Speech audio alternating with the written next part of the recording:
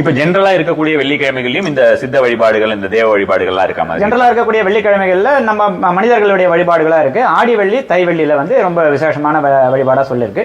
அந்த நாட்கள்ல வந்து பூஜைகள் நம்ம செய்து வழிபாடு பண்ணோம்னாக்கா இன்னும் பலன் அதிகமா கிடைக்கும்.